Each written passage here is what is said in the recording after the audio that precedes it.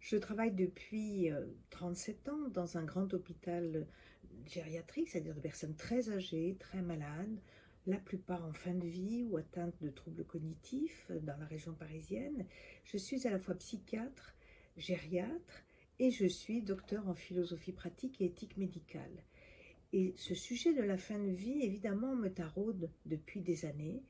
Et aujourd'hui, il rencontre un écho particulier puisque le président de la République, le CCNE, Comité consultatif national d'éthique, s'en sont emparés et actuellement, il y a une convention citoyenne qui travaille sur ce sujet très délicat de la fin de vie.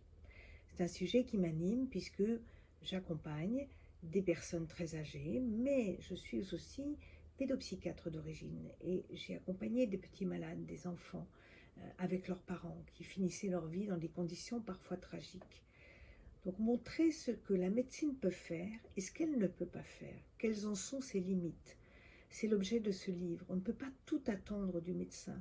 On ne peut pas tout attendre de la médecine triomphante. Et la médecine triomphante est parfois tragique et elle engendre des situations qui ne sont pas tolérables.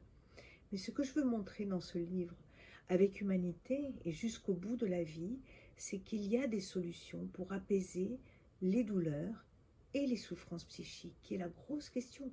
Je suis psychiatre, donc tous les jours, j'ai des personnes âgées qui me disent « je préférais mourir ».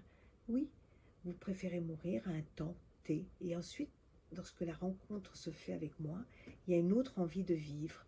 Nous sommes sur ce fil tendu entre une pulsion de vie et une pulsion de mort, et ce livre va analyser tous ces cheminements, ce désir fluctuant, cette envie pour les uns, ce renoncement pour les autres, avec délicatesse et en partant de tous ces témoignages de terrain que je veux vous faire partager.